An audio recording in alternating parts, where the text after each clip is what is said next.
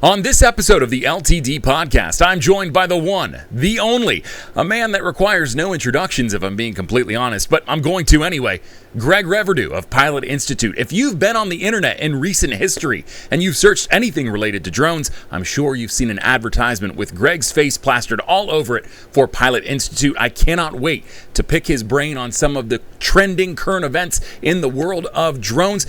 He's one of the leading minds in the industry, so let's not waste any more time. Let's talk to Greg Reverdiau.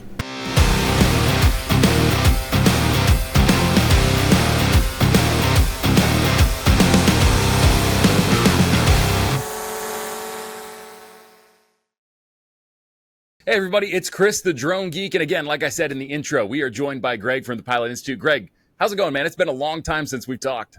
It has been a while. I think it was actually last year at Commercial UAV was the last time we met in person.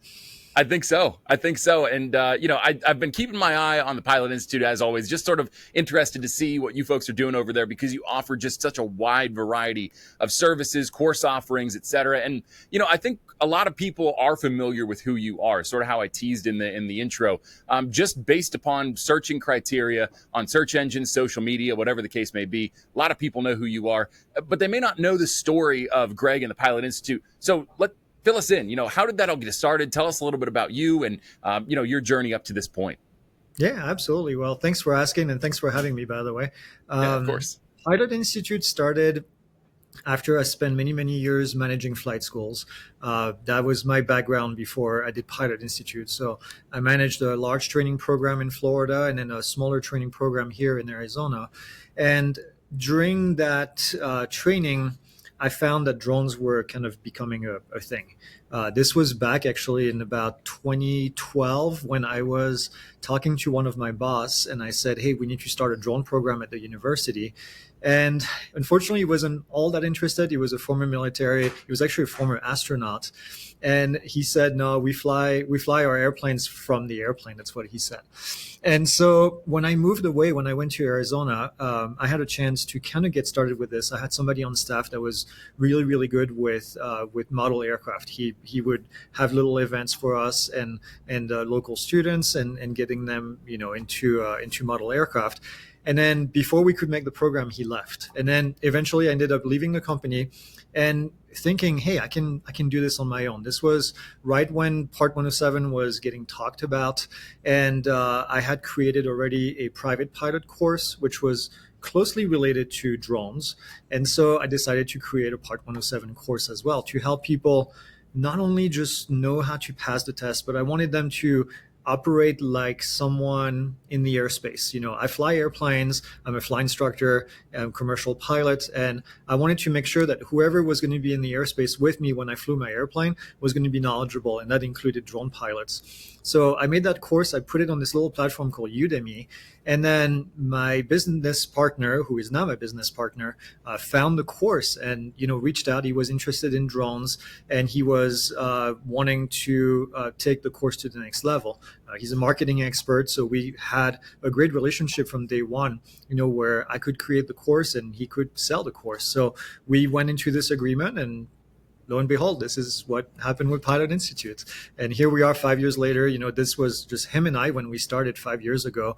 5 years later, we have a dozen full-time employees and about 15 part-time employees all over the world that help us with creating content online, whether it's courses or social media or whatever it is. That's what we do. Yeah. Yeah, and it's such a neat thing that you've built because it really was something that was needed, especially as we saw drone technology go from, what it started as is fixed wing model aircraft and single rotor aircraft to now we've got these very advanced quadcopters, octocopters that are capable of incredible distances compared to where they started. And as those distances increase and those capabilities increase, the need for education on the broader scale to the community that flies those aircraft is going to be so necessary to be able to ensure, or at least help to ensure, safer airspace. That's interesting though too, because I think a lot of people view you as the drone school guy or the Pilot Institute drone school guy. But really, let's touch on that. You have a background in knowledge of manned aviation too, and I think that goes hand in hand and is actually makes you one of the more important people in the industry because you're one of a handful that know how to actually effectively marry the two sets of regulations to ensure they work together cohesively. Yep, absolutely. Well, I've been a flight instructor for 20 years, and I've been I've been wanting to make sure that we integrate this drone industry the same way that over time we have integrated the manned aircraft aviation into its own industry. The manned aircraft aviation started really simple and then get more and more complex over time. And then now I see a lot of things that the FAA is doing is things that have happened in the last 50 years on the manned aircraft side. So it's not all that surprising, but when you know how the FAA thinks and how the FAA works, then you have a much better understanding, I think, of how they're going to do their thing on the FAA side. So it's giving me a lot of insights, and obviously reading regulation. This is something I've done for years and years. Not only reading it, but having to teach it to people as well. So having that understanding of the deeper meaning sometimes of the regulation really, really helps. But I love this position that I'm in where I can talk to our airplane students about drones, and I can talk to our drone students about airplanes, and try to bring the two communities together, which is not always simple because I think there's bias on each side. And so we're trying to go now and make presentation at airplane events about drones. And then when we're talking about drones, typically we try to involve also the airplane side. So I'm lucky to be in that position, I think, of being kind of the middleman in between the two.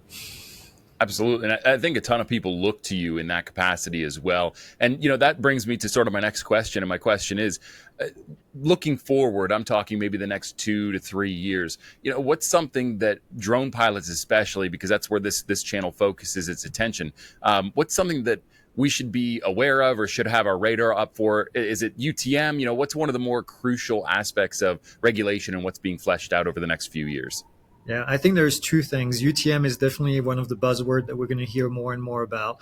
And the primary reason is because of beyond visual line of sight flying. So BV loss is going to be big. Obviously, we know there is a notice of proposed rulemaking that's coming up around the corner. My guess is early next year. It's everybody's guess at this time. The FAA says later this year. I don't believe it, but we'll see. But once we do, I think that's going to open up the need for having a stronger UTM system. So unmanned traffic management, for those that don't know, where we have a mini air traffic control, if you want. It's going to be an automated air traffic control compared to what we see on the manned aircraft side, but something that's going to be a bit more complex to be able to have the volume that we want to have with airplanes that are going to be with aircraft, that are going to be more complex. So I think we'll see a lot of drones that are going to be bigger, doing more automated missions in busy airspace. Now, it may not be the problem if you live in the middle of the country, kind of like what we do here in Prescott, Arizona. It's not a very busy town, but we go down to Phoenix, and now all of a sudden you have a busy airspace in the fifth biggest city in the country. So I think there's going to be a bit more work that needs to be done to integrate helicopters flying low and airplanes flying at airports, and then now drones and delivery drones and maybe larger drones that are going to transport people. So I think all of that is going to need to have a strong UTM system. So yeah, I think UTM and beyond visual line of sight, those are going to go hand in hand. Okay, excellent. And that BVLOS that we've heard so much about, and I'm sure that it's increasing steam as that conversation happens. A lot of what's happening right now when it comes to fleshing out regulation is inspired and fueled by the desire for some larger drone networks to be able to conduct delivery operations. Some of those are ideas for general, wider scale deliveries, like to consumers, and then there are others that are in more enclosed ecosystems that are done for hospitals, for universities, for areas that are going to be a little bit more confined, a little bit more controlled in terms of the types of deliveries. But the buzz term that I keep hearing and that is gaining more traction over the past year and a half or so has been Part 108. Have you heard anything about that you can share with us, or what the idea for something like that would be? Yeah, I don't have anything concrete, obviously. I think, like you said, it's still a buzzword. Part 108 came from a report from the ARC, which is the Aviation Ruling Committee, where a bunch of people from the industry get together and make recommendations to the FAA on how to proceed on a specific topic. The topic was beyond visual line of sight. So it sounds like we are going to have a Part 108 set of regulation that's going to highlight how to be able to do beyond visual line of sight flights more routinely. With that being said, I don't want people to get too excited about this just yet. Now, I'm sure a lot of large companies are getting excited about it because that's really going to apply to them. As far as the average user that has an Air 3 or Mavic type or a Mini, I don't think it's going to be as simple as saying, well, I'm going to take the 108 test if that's what we have to do, and then I'll be able to fly beyond visual line of sight. I think it's going to be far more complex than that. There's going to be probably equipment that's going to need to be on board to do what's called detect and avoid. DAA technology is another of those buzzwords that you'll hear a lot. So I think there's going to be also an ecosystem that needs to be developed so that we can tell drone pilots on the ground that there is traffic near their drone as they fly beyond visual line of sight. So I think it's going to be a bit more complex than what some people might be hoping for. So I think for the average user, I wouldn't get too excited just yet. I always tell my employees, expectation is the leading cause of disappointment. So I think if we set the expectations a little bit lower, people won't be as disappointed. But it's interesting because we talked about how manned aircraft aviation has evolved over time. I'm seeing this as one of the things that happened to manned aviation, which was the ability to fly by reference to instruments in the cockpit. And this is something that's very routine today. When you take an airline flight, they're flying solely by reference to the instruments, meaning that if they get into the clouds or above the clouds, they can still fly the aircraft safely. Most people that have a small aircraft of their own, they fly what we call VFR, visual flight rules, which means they can look outside for information. IFR is instrument flight rules, where you look at the instruments. Beyond visual line of sight, to me, is going to be very similar to IFR, instrument flying, where you'll be able to look at your controller and find information from your controller with a map that's going to show you all the other traffic, which is what commercial planes do every day. So there's going to be a lot of similarities, I think, but there's going to be training required, I have no doubt. There's going to be a test, I have no doubt, before you can get this either Part 108 certificate. Now, talking about this, and I'm sorry that it's a long answer, but that's okay. My inkling, and I have really nothing to back this up, but my idea is that in the back of your pilot certificate under Part 107, right now it says small unmanned aircraft. My guess is that there's going to be what we call a rating that's going to be added to the back of your certificate that's going to say beyond visual line of sight rated or something similar to this. So it's not going to be a brand new certificate. I think it's going to be an added, we call it a rating in the manned aircraft world. So for example, I have a commercial pilot certificate for single engine and multi-engine airplane, and one of my rating is instrument rating. So I have the ability to fly a drone like this, an airplane with instruments. So on the drone side, we have small unmanned aircraft system. I can see that in the future, the FAA may have a large unmanned aircraft system over 55 pounds with some kind of certification, and maybe you'll have small unmanned aircraft system with beyond visual line of sight rating. Again, I'm making this up, but knowing how the FAA operates, I wouldn't be surprised if that was the case. And it would make a lot of sense, quite frankly, if that's what they did.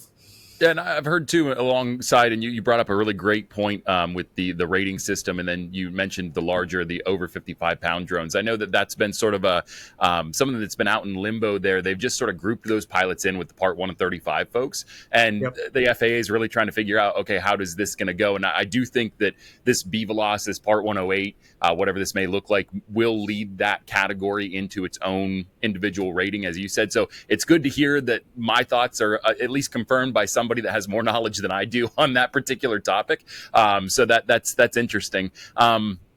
In terms of how they differentiate that, new pilots that receive their Part 108, I'm assuming will receive an updated version of the unmanned aircraft systems card. For those of us that have existing cards, would we receive and I know this is all speculation, but do you think we'd receive a new card? Do you think we'd receive a certificate we'd have to keep with us while we're flying? What would that look like, do you think? So if they do the same thing they do on the manned aircraft side, then it would be a new card.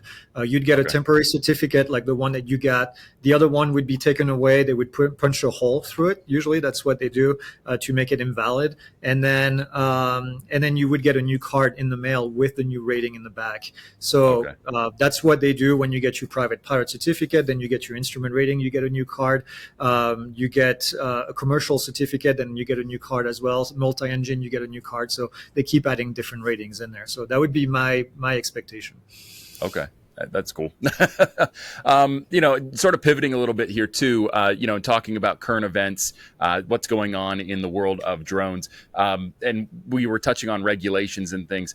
NDAA is a really hot button issue. I want to bring this up with you, especially because you're one of the voices in the industry that, again, I think spearheads a lot of these conversations. And if you're not at the tip of the spear, you're not far behind on a lot of it too.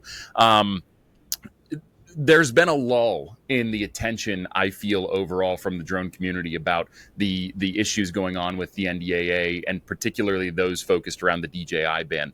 Can you give us any information, or at least share your perspective on where things are at and what we can expect moving forward as this legislation gets fleshed out? Yeah, well, there was a quick update. So we're recording this at the end of August. There was a quick update with Rick Scott, now from Florida, has been leading the charge with the Senate section. So he created two different proposals. One of them is an amendment that's going to go into one of the bills, and then the other one is a standalone bill, which at the moment it's complicated because when we look, and I'm definitely not a lawyer and I don't live in DC, so I don't live in this world all the time, but I try to understand it as best as I can. Because there was disagreement between the House and the Senate, now they have two options. They can go into what's called a committee, where they're going to kind of look at the differences between the two bills and decide on what they want to keep and what they want to remove. Because one side, the House, included it, the other side, the Senate, did not include it. But now they're trying to do an amendment to add it to the Senate side. And depending on what the Senate decides to do, whether they decide to add it or to go into committee, it's going to change the paths as to what can happen. I'm hoping that they go into a discussion about what they want to do, because I think there's more of a chance that it's going to get dropped. As you may be familiar with DC, what happens is that all these things happen at the last minute. And not only that, but they get dumped, usually thousands of pages. Now, think about this is just one amendment for drones. There is a lot of other topics that are not drone related that try to get added to this. So it's a blessing and a curse. It's a curse because, in the sense, the politicians that are voting on this may not have time to read all of it and understand the consequences of all of it. It's a blessing because of that, they may not be interested in voting yes, because they don't know the repercussion that it can have down the road. So Sure. The bottom line on all of this is that we as a community need to continue to do the grassroots efforts that we've been doing and contacting your local representative. That's really the bottom line. What happens in DC after this is out of our hands, and there's very little control that we can have, other than telling your local representative that you are not in agreement with this and that you oppose the bill. If we talk about the substance of it, the substance right now is to do an immediate ban on DJI, and now they're adding Autel to the list as well, which would essentially kill the hobbyist and the prosumer level. We know there's no consumer drones right now being produced by anybody else other than Parrot. I would say Parrot is probably the only one. The most recent product is the Parrot NFE AI, and it's a great drone. We've flown it. We know folks at Parrot. I'm not dissing on Parrot at all, but I don't think they have the production capability to take over the demand from DJI at the moment if we ban them tomorrow. So where are we going to get drones? Even if we had some drones available, where are we going to get them from if we do an immediate ban? So it's the worst possible idea that we can have for this industry. We're going to come down to a standstill if that happens. Yeah, and I couldn't agree with you more on that. And Parrot's a great company. I've had the privilege of flying their drones before as well, and they do a great job. No knocks on Parrot at all. However, manufacturing is going to be an issue for even companies like Parrot. And then the other side of it too is the price tags. Parrot's probably the closest in terms of what they offer compared to what it costs for consumers and prosumers. However, it's still outside the budgetary restrictions of a lot of folks that are on that prosumer, that consumer Oh, side of of the course. industry. Yep. So it's, there are options out there, and as things progress, you do look for things, hopefully for the price to come down, but that's not a given. And so the fact that we would, in this scenario, lose access to DJI and Autel, like you said, cuts out an entire section of the hobby. And then, I've heard whisperings, and this is not anything confirmed, but I've heard whisperings that there are some OEM parts manufacturers that are also being eyed up. One that keeps popping up in front of me is Axis Flying, is one that they keep wanting to add to that list as well. So that now takes a chunk out of the folks that are able to build their own UAV platforms because they won't have access to those OEM parts anymore. Oh, and T Motors. T Motors, I'm Yes. 99% sure T Motors was added already to the list, which means that, this is the deeper conversation actually that nobody really wants to talk about. We can do everything we want to put American manufacturer in the best possible position, which we should, by the way. Mm-hmm. Yes. There is a lot to be said that we need to have a strong American manufacturing for drones, but without parts, they can't do it. It doesn't matter what we do. We can ramp up production and have more people train on how to assemble all these parts. If we don't have the parts to begin with, it's not going to work. So there is an effort that needs to be done, I believe, from the U.S. government side of things to bump that up and bring all the parts that we need from ESCs, from payloads. There's a lot of payloads, obviously the motors and everything else that makes a drone a drone. But without those, we can't make drones in the United States at the massive scale that we need them. Yeah, and that is the way that I've always viewed it, and a few other folks that are around me that have viewed it this way. One being John McBride, who couldn't be here today to join us on the podcast, but we do miss his presence. But the three categories that you need to hit to really fill the shoes of DJI, and I say that very, very loosely. Not just price and performance, but availability. And that's where that next step comes in for the American and Western drone manufacturers, is the inability right now to be able to provide the technology on a right now basis and a readily available basis. If you have an order come in for even just a few hundred drones, most American manufacturers and Western-based manufacturers are not equipped to handle that type of an order at this point. Nope. Whereas DJI is churning out thousands per month. So that there is just this incredible contrast between where DJI and Autel are at, even, and the Western world's at. And that's something, like you said, I don't think it's talked about enough, and needs to be. If you're writing your legislators, you're writing these folks from this grassroots campaign that Greg had just spoke about a moment ago, you want to include that particular piece in whatever you're sending out to your legislatures. Is the larger problem, which is if you get into the nitty gritty, there's really no access to any technology, even American innovation. It's just not there yet. So any other thoughts that you have in terms of moving forward on NDAA? You'd mentioned what folks can do. What do we do in your mind in a worst case scenario? How can people prepare for the day that might come where we wake up in the morning and DJI and Autel are no longer allowed to be used in the United States? What would your advice be? So what I would mention is that so far the proposed bans that we've seen are not shutting down current existing drones. So if you're thinking, well, I'm not going to buy this drone because it's going to become a brick, I don't think that's really an issue at this moment. If anything, if you buy a drone today, it might be more valuable by the time if this happens, because people are going to be looking for those drones. And then I would say there are a few associations out there that are pushing for a ban, whether it's an immediate ban or a long-term ban. I'm thinking of AUVSI, for example.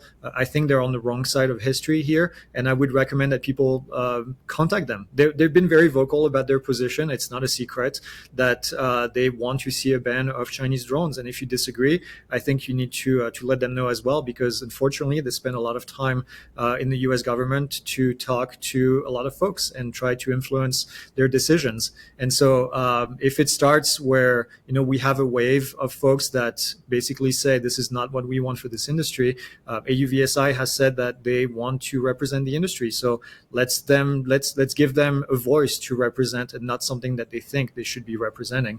That would be my other recommendation. As far as getting ready for this, there's not a whole lot we can do other than talk to the representative and make our voices heard. After that, it's going to be, well, let's hope that we don't have to have that discussion. Yeah. Yeah, and I guess just for the sake of good karma in the universe, we'll table that for hopefully we never have to revisit it, but if we do, we'll just table it for another time. So you mentioned AUVSI. I'm just going to sort of pigtail off of that. CUAV is coming up next week. Actually, as of the recording of this podcast, I think we're almost exactly actually 3 days away from it, 4 days away from it. You're going to be there with your team. What are some of the things that you're there talking about at CUAV, sharing about the Pilot Institute? So for us, it's really the ability to meet with a lot of our customers, meet in person, get some feedback from them, talk to them about the product, about what we offer, what they want to see in the future, how we're doing in general, and just meeting in person. We don't get a chance to do that. So we spend the 3 days on the floor talking to them. We'll have our team over there. And we'll be doing interviews. We're bringing our production team. We have a production area where we'll be able to record footage with them and do interviews. So it's all about creating connections, kind of seeing also obviously what's new. I heard that DJI is going to be releasing a drone. I think people can guess which drone that's going to be, or maybe not. There's two of them that have been leaked quite a bit recently. But I heard there's an announcement on Thursday. So we'll see that. Actually, we'll be right next to DJI. So if you see the DJI booth, we're right next to them. And it's gonna be pretty cool to see that. But yeah, a lot of discussions and talking to folks in the industry. Yeah, that's exciting stuff. And I'll just say this, and this is my input on that particular DJI nugget that Greg dropped there. I would say be prepared to maybe see the chosen one. And if you can decode that little phrase that I just gave you, that shows your age, but it also will let you know, what you might be able to expect there. So, Greg, first of all, I want to thank you for joining us today. I do want to give you an opportunity here. I think most people know where to find you at, but just for the sake of redundancy, folks that might be seeing you or meeting you for the very first time through this interview, where can they find more about you, more about the Pilot Institute, and how they can benefit from what you offer? Absolutely. Well, pilotinstitute.com is where you'll find most of the information. We have a drone section and an airplane section.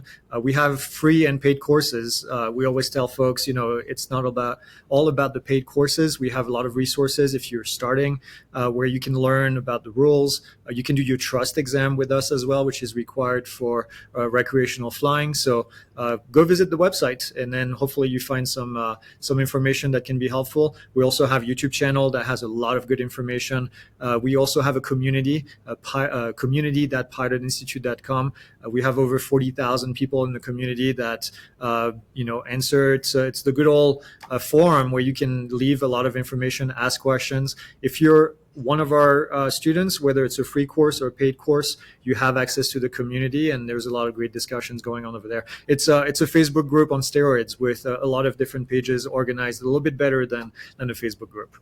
That's awesome. That is awesome. Greg, thank you so much again for joining us today. I can personally attest, Pilot Institute, tons of information out there. If you're looking to learn a little bit more, whether it's manned aviation, drone piloting, whatever the case may be, Pilot Institute has a course offering that fits just about any particular topic, vertical, or use case you can think of for manned and unmanned aviation. So, Greg, again, thank you so much. And until next time, I'm Chris, the Drone Geek with the Droning Company. We're out of here. See ya.